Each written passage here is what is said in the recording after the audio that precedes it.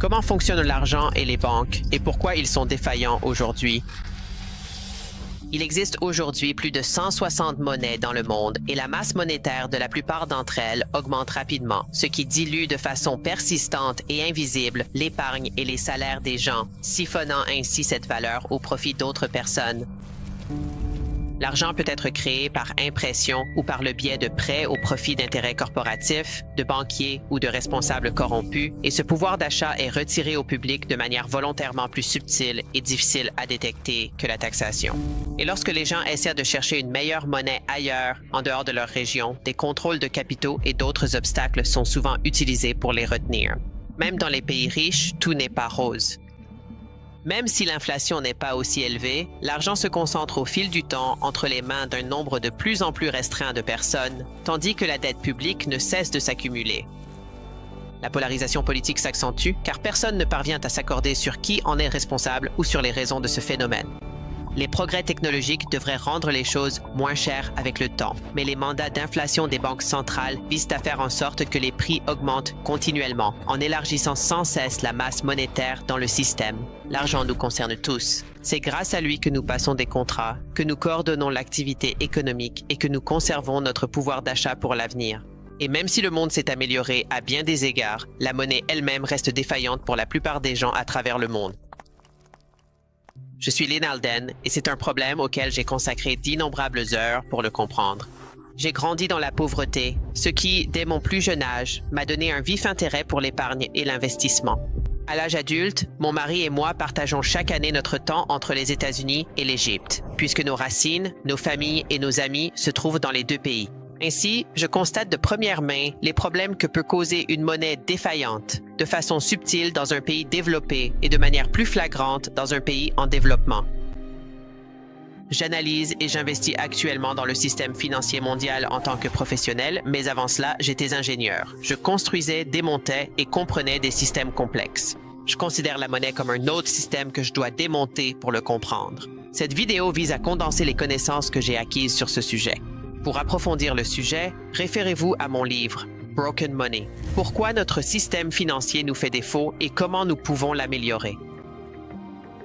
Pour comprendre notre système monétaire de haut en bas, nous devons commencer par la base et remonter progressivement. Écartons les complexités et posons une question fondamentale. Qu'est-ce que l'argent? Échanger des biens sur le moment est un défi car il y a plus de façons pour qu'un échange échoue que pour qu'il réussisse.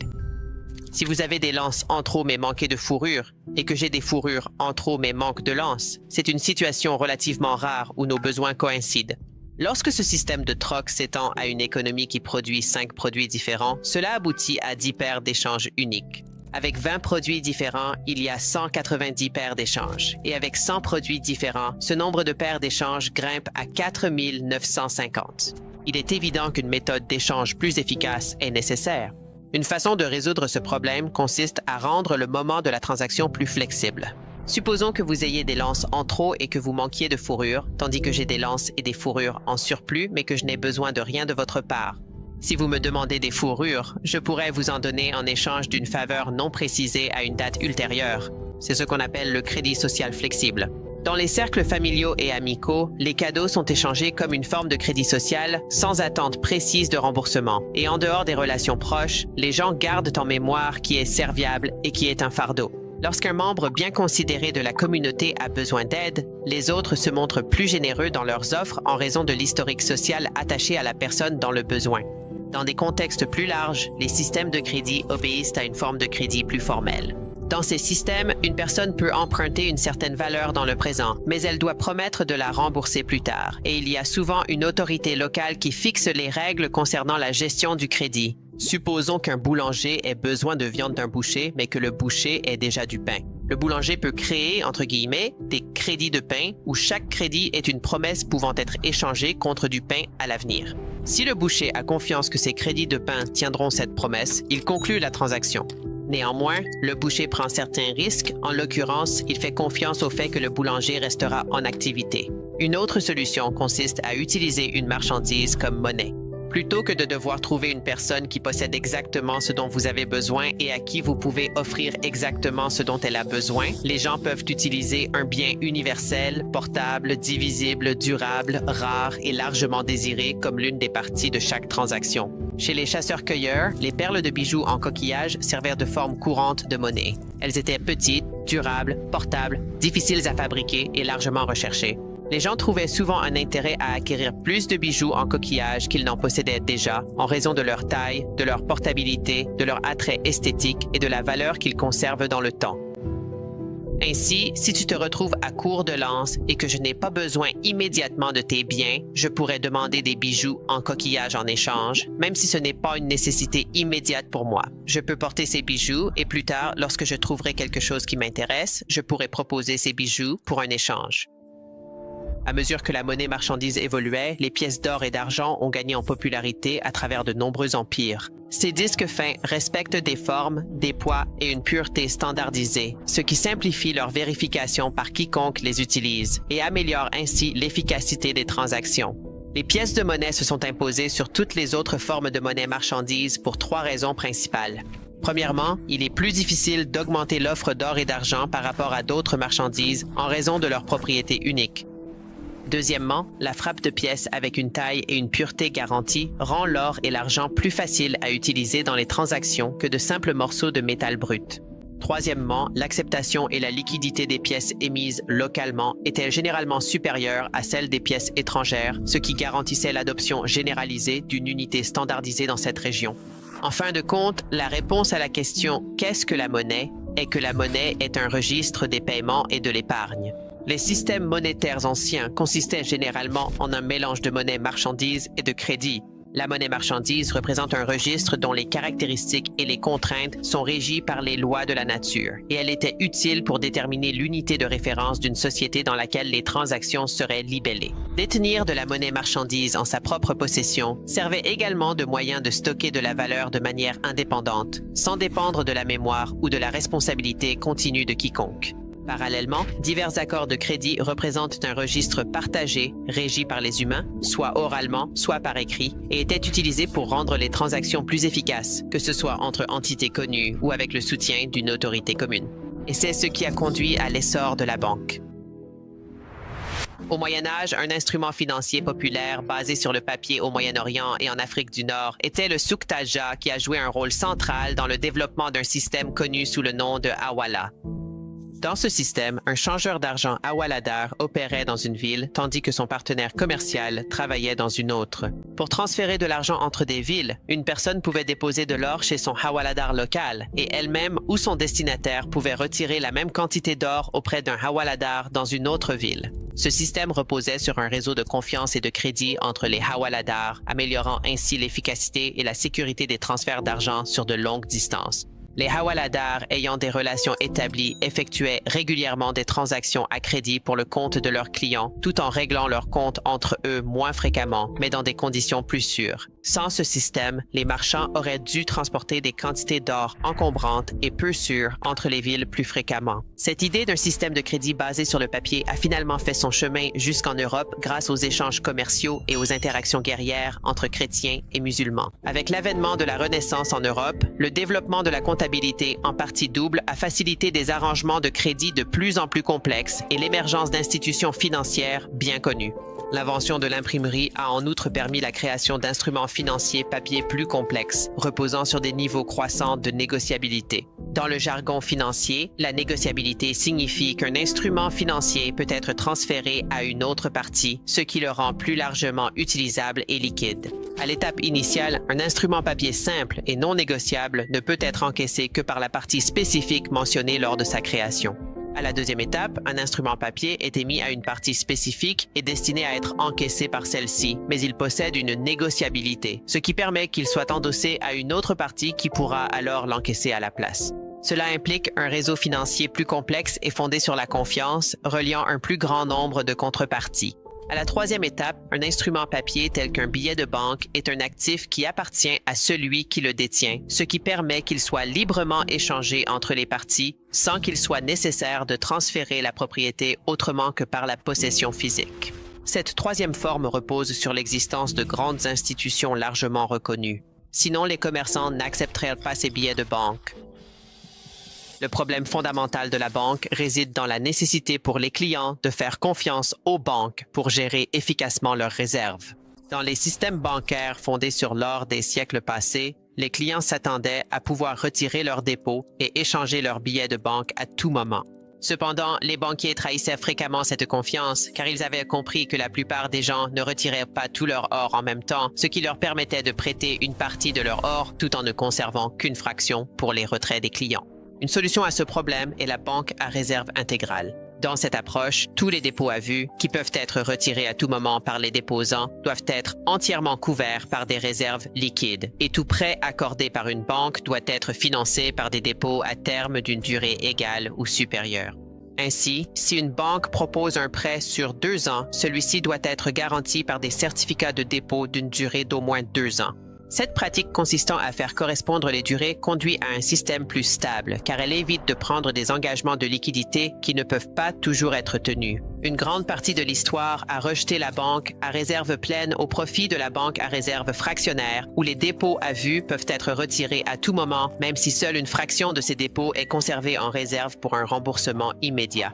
Cette approche repose sur l'hypothèse que peu de personnes viendront retirer ou récupérer leur argent en même temps. Cependant, lors des crises, c'est souvent le cas. Lorsque de l'argent est emprunté auprès d'une banque, cela conduit à la création de dépôts supplémentaires à réserve fractionnaire. Ces dépôts peuvent alors être placés dans une autre banque où ils sont à nouveau soumis aux pratiques de réserve fractionnaire et peuvent être prêtés immédiatement, répétant ainsi le processus. Ce cycle entraîne un double, triple, quadruple comptage, et ainsi de suite, de la monnaie de base, ce qui fait que le système se retrouve avec de nombreuses fois plus de créances sur l'or qu'il n'y a d'or réel. Bien que ce système fonctionne bien la plupart du temps, il connaît parfois des défaillances catastrophiques. Les banques centrales ont été créées pour atténuer l'impact des crises liées à la réserve fractionnaire et pour fournir un soutien financier au gouvernement en temps de conflit. En l'absence de banque centrale, un système est généralement appelé banque libre, free banking. Dans un système de banque libre, les banques protègent leur propre or, émettent des dépôts et distribuent des billets de banque échangeables contre de l'or, bien qu'elles doivent généralement respecter les réglementations imposées par le gouvernement. En revanche, lorsqu'une banque centrale est créée et se voit accorder le statut de monopole par le gouvernement, toutes les banques sont tenues de déposer leurs réserves auprès de la banque centrale qui détient l'or en leur nom. Ce système implique des pratiques de réserve fractionnaire même au sein de la banque centrale qui gère les réserves. Lorsqu'une banque à réserve fractionnaire fait face à une ruée sur ses réserves, elle peut emprunter auprès d'autres banques en utilisant ses actifs de prêt comme garantie. Mais lors des crises financières, la méfiance mutuelle entre les banques peut entraîner des défaillances du système en raison de demandes excessives d'argent par rapport aux réserves disponibles. Pour contrer cela, les banques centrales recourent souvent à l'impression de monnaie supplémentaire, ce qui provoque une dévaluation de la monnaie, la rupture de l'étalon or et l'inflation. Finalement, de nombreuses banques centrales et gouvernements abandonnent complètement la monnaie adossée à l'or afin de créer un nouveau type de système financier mondial. Les infrastructures qui permettent la circulation de l'argent et du crédit sont extrêmement complexes et leur structure évolue au fil du temps en raison des avancées technologiques et des changements dans la dynamique géopolitique. Au fond, le système financier mondial facilite le règlement des échanges internationaux et le financement externe entre différents pays. Dans un système où chaque pays maintenait son propre registre de monnaie centrale, souvent avec une méfiance mutuelle quant à la solidité de la monnaie des autres, un actif de réserve mondiale devient essentiel pour unifier les différentes devises dans le commerce international. Depuis 1871, ce système a connu 3 transformations structurelles.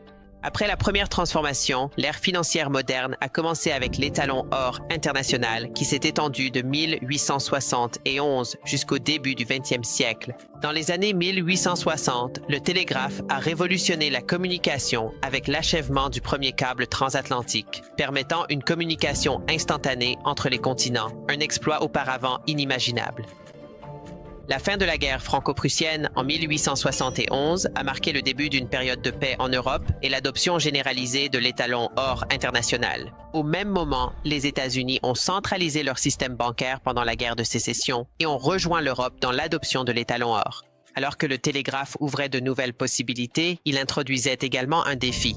Les transactions pouvaient désormais s'effectuer à la vitesse de la lumière entre pays et continents, mais le règlement physique de l'argent restait limité par les contraintes de la matière physique. Ce décalage a créé des opportunités d'arbitrage dont les banques et les banques centrales ont su tirer parti. Elles détenaient un monopole sur les transferts de valeurs rapides et longue distance, utilisant le papier et la communication par télégraphe pour mettre à jour mutuellement leurs registres, avec un besoin minimal d'envoyer et de vérifier physiquement quoi que ce soit par de l'or réel. En 1875, William Stanley Jevons a publié un livre intitulé Money and the Mechanism of Exchange.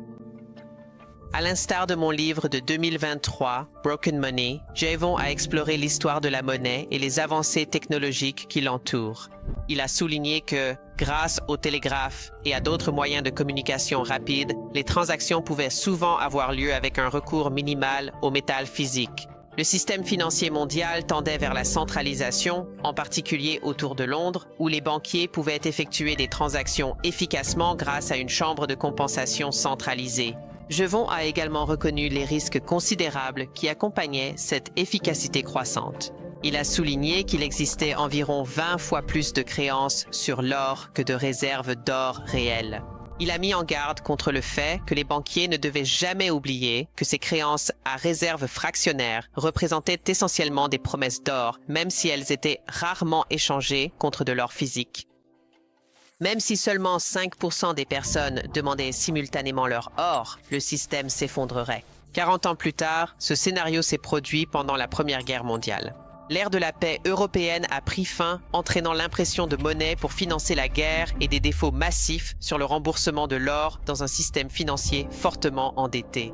Taxer pour financer les guerres est impopulaire et peut provoquer des révoltes et des révolutions parmi la population. C'est pourquoi les gouvernements se tournent souvent vers la dilution monétaire et d'autres méthodes moins transparentes pour les financer. Dans les siècles précédents, lorsque les gouvernements cherchaient à dévaluer leur monnaie pour financer la guerre, le processus se déroulait lentement. Il n'existe pas de méthode rapide pour diminuer la valeur des pièces détenues par la population. Au lieu de cela nécessitait la taxation, la fonte, la refonte et la réintroduction de pièces de moindre qualité dans l'économie. Cependant, dans un scénario où les individus détiennent principalement des dépôts et des créances papier adossés à de l'or stocké dans les coffres des banques centrales, la capacité de rompre la convertibilité en or devient une simple question de signature, permettant ainsi l'impression rapide de vastes quantités de monnaie. Les gouvernements n'étaient plus limités par la quantité d'or dans leurs réserves. Ils pouvaient continuer à se battre jusqu'à épuiser l'épargne liquide de l'ensemble de leurs citoyens. La deuxième période de l'ère financière moderne s'est déroulée après la Seconde Guerre mondiale et s'est étendue jusqu'en 1971.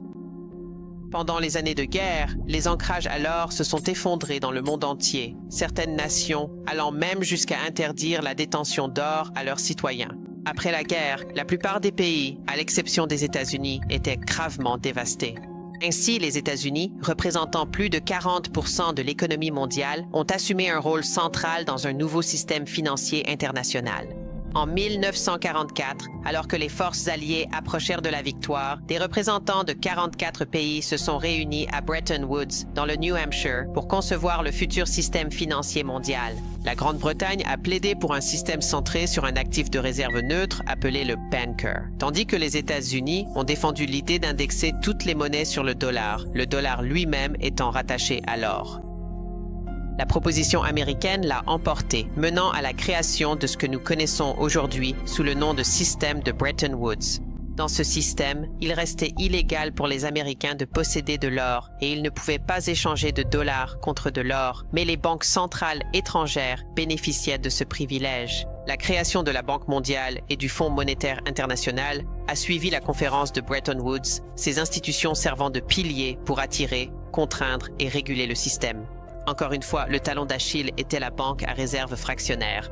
Entre 1950 et 1970, le nombre de dollars en circulation a triplé en raison des prêts bancaires et des déficits publics, alors même que les réserves d'or américaines diminuaient à cause des rachats étrangers. Les dollars offshore se sont multipliés davantage, formant en quelque sorte un système de réserve fractionnaire superposé à un autre. À la fin des années 1960, il est devenu évident que le système était voué à l'échec, ce qui a poussé le président Nixon à mettre fin à la convertibilité du dollar en or en 1971. La troisième et actuelle ère du système financier moderne a commencé dans les années 1970, après l'effondrement du système de Bretton Woods. Après 1971, le monde s'est retrouvé dans un système monétaire entièrement non adossé, marquant une rupture significative avec les époques précédentes. Bien que les gouvernements puissent obliger leurs citoyens à utiliser la monnaie pour les transactions intérieures, le défi résidait dans la confiance accordée aux registres non adossés d'autres gouvernements pour le commerce mondial. Durant cette période, les États-Unis détenaient toujours la plus grande économie mondiale, la puissance militaire la plus importante et bénéficiaient des effets de réseaux mondiaux du dollar hérités de l'ère de Bretton Woods. En 1974, l'administration Nixon a conclu un accord avec le Royaume d'Arabie Saoudite, exigeant que l'Arabie Saoudite vende exclusivement son pétrole en dollars, accumule des excédents en dollars et investisse ces excédents dans des obligations du gouvernement américain en tant que réserve. En échange, les États-Unis offrèrent des contrats d'armement lucratifs et une protection militaire. Cette pratique s'est étendue à d'autres pays de l'OPEP, donnant naissance au système du pétrodollar. Et pendant une longue période, presque tout le commerce mondial de l'énergie était libellé en dollars. À travers ces trois époques, l'étalon or, où les nations soutenaient leur monnaie par des réserves d'or, le système de Bretton Woods, caractérisé par les importantes réserves d'or des États-Unis et l'arrimage des autres monnaies au dollar, et le système du pétrodollar, où le dollar américain et les obligations du gouvernement américain servent de piliers au commerce mondial, on observe une évolution progressive vers deux caractéristiques déterminantes, la centralisation et l'abstraction. Depuis l'invention et la mise en service du télégraphe dans la seconde moitié du 19e siècle, le système financier mondial a connu une consolidation du pouvoir et une séparation d'avec la réalité. La possibilité d'effectuer des transactions à l'échelle mondiale à la vitesse de la lumière, alors que les règlements monétaires physiques ne peuvent se faire qu'au rythme du transfert matériel, nécessite un certain niveau d'abstraction du crédit pour fonctionner. Ce changement a conféré aux banques et aux banques centrales un pouvoir considérable puisqu'elles ont effectivement monopolisé les transferts de valeur rapides et à longue distance.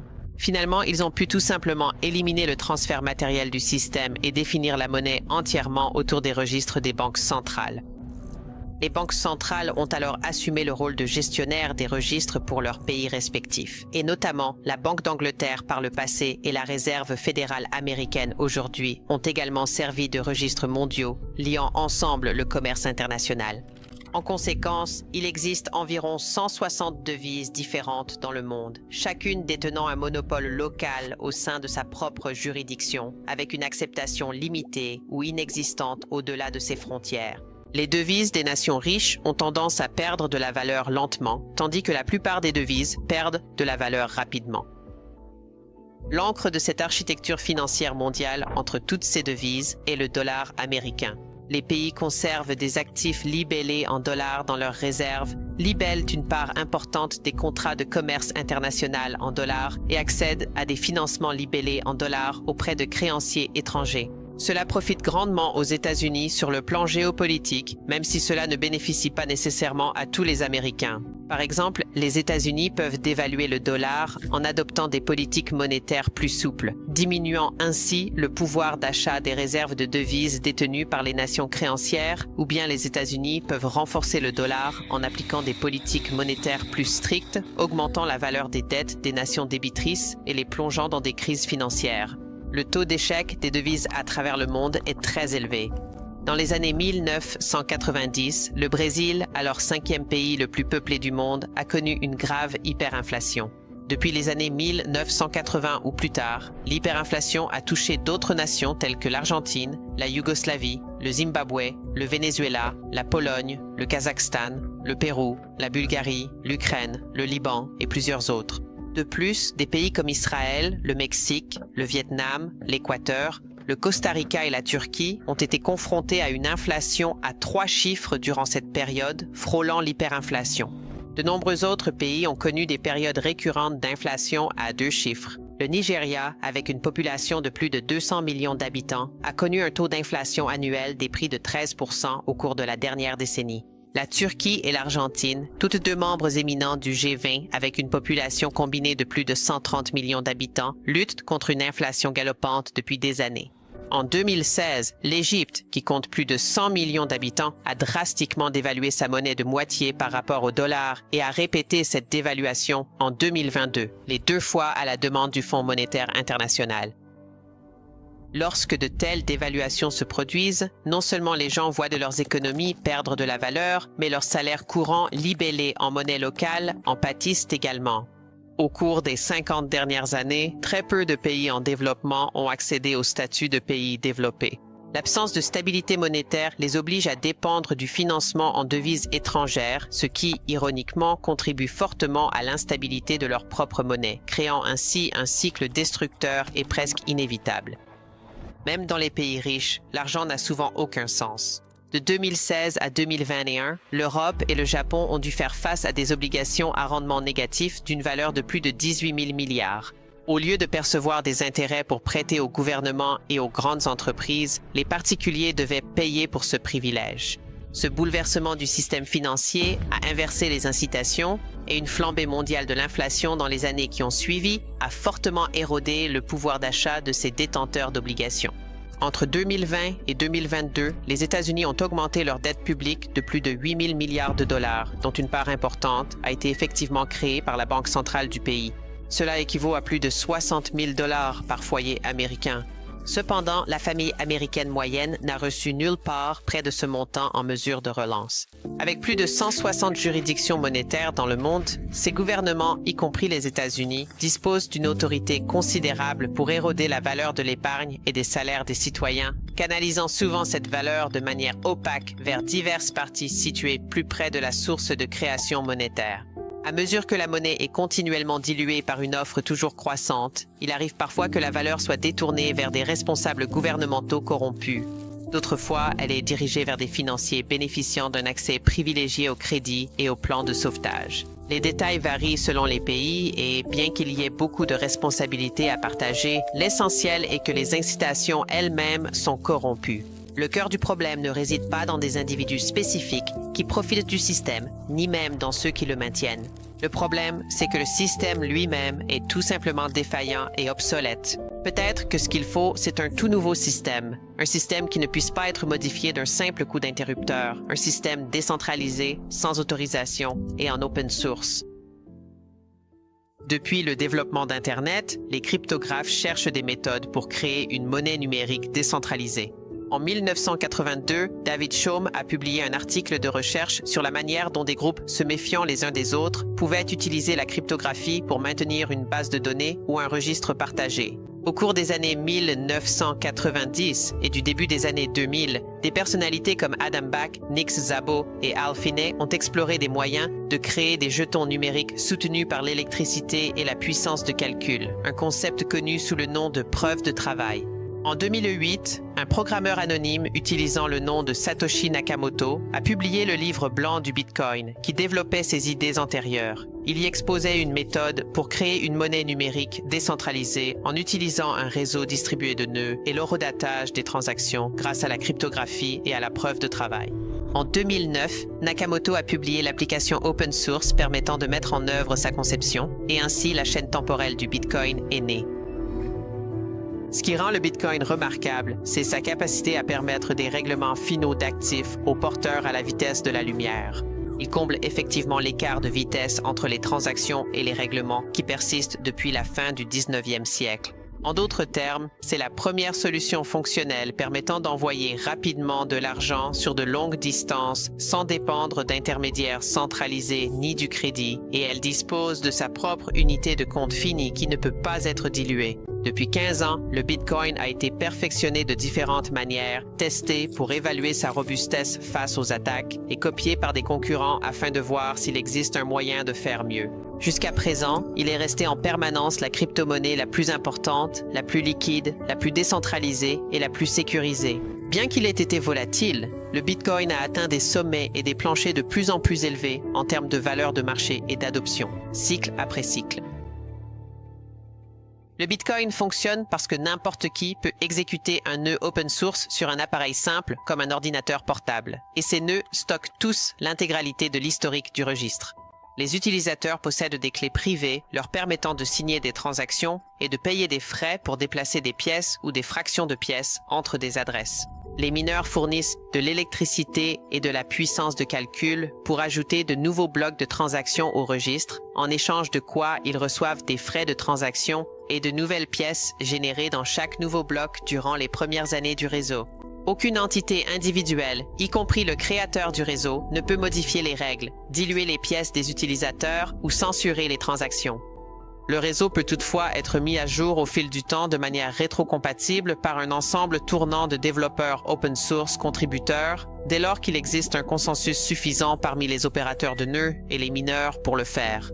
Bien que des couches supplémentaires puissent améliorer la rapidité, le débit des transactions ou la programmabilité de Bitcoin, la couche de base reste simple et robuste, avec une offre finale de 21 millions de bitcoins générés par les mineurs au fil du temps selon un schéma déflationniste préprogrammé depuis la création. La valeur peut être envoyée à toute personne disposant d'une connexion Internet ou transportée partout dans le monde par n'importe qui. Le Bitcoin est une monnaie numérique décentralisée, offrant une alternative viable aux registres bancaires centralisés et inflationnistes. Cette technologie contribue à percer les 160 bulles de monnaie fiduciaires différentes dans lesquelles les gens sont piégés. L'argent liquide et l'or peuvent être bloqués dans les aéroports et les virements bancaires sont strictement contrôlés, mais les gens peuvent envoyer des bitcoins directement à d'autres personnes à travers les frontières ou emporter leurs bitcoins avec eux en se déplaçant dans le monde entier, simplement en notant ou en mémorisant 12 mots représentant leurs clés privées. Les gens peuvent se protéger contre la dilution monétaire et la censure financière. Dans un monde où la moitié de la population vit sous différentes formes d'autoritarisme et où des milliards de personnes subissent une inflation persistante, il ne faut pas sous-estimer la capacité à briser ces 160 silos monétaires et à les relier entre eux. Cependant, cette technologie a également catalysé le développement de monnaies numériques plus centralisées. Les stablecoins privés, par exemple, permettent à des jetons adossés au dollar d'être échangés sur plusieurs blockchains, offrant ainsi aux habitants de nombreux pays à forte inflation un accès plus facile au dollar américain pour épargner. De plus, les gouvernements ont exploré et parfois lancé des monnaies numériques de banque centrale qui sont des versions numériquement natives et encore plus centralisées des monnaies fiduciaires. Cette époque marque un carrefour offrant deux voies distinctes pour l'avenir. Au cours du siècle et demi passé, à l'ère des télécommunications, le système financier mondial a évolué vers une centralisation accrue, une plus grande abstraction et une inflation croissante sous l'effet de l'écart de vitesse entre les transactions et les règlements et en s'appuyant sur un crédit toujours plus important pour combler cet écart. La plupart des technologies passées qui ont rendu la monnaie plus efficace l'ont fait au prix d'une centralisation et d'un contrôle accru. Sur l'une des voies à venir, les monnaies numériques de banque centrale peuvent poursuivre la tendance précédente vers des systèmes toujours plus centralisés, permettant un contrôle et une autorité précis, ainsi qu'une dilution du pouvoir des citoyens par les États-nations.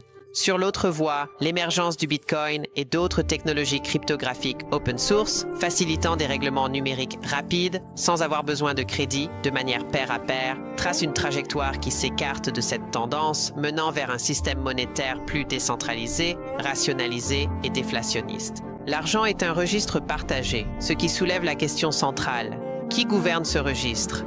Les premiers systèmes de crédit étaient gouvernés par les communautés locales. La monnaie marchandise obéissait aux lois naturelles. Les monnaies fiduciaires sont passées sous la juridiction des banques et des États-nations. Et la monnaie décentralisée open source comme le Bitcoin est gouvernée par ses utilisateurs et choisie par les forces du marché. À l'époque moderne, notre monnaie a été défaillante parce qu'elle a été centralisée, fermée et corrompue de 160 manières différentes. Si nous voulons la réparer à l'ère numérique, une méthode puissante serait de la rendre plus décentralisée, ouverte et transparente, afin qu'elle puisse renforcer les individus tout en brisant les silos financiers qui nous séparent. Avec une monnaie open source, tout le monde peut la détenir, tout le monde peut l'envoyer, tout le monde peut l'emporter avec soi, tout le monde peut créer de nouvelles technologies pour l'améliorer, et chacun, au-delà des frontières, peut être relié par elle.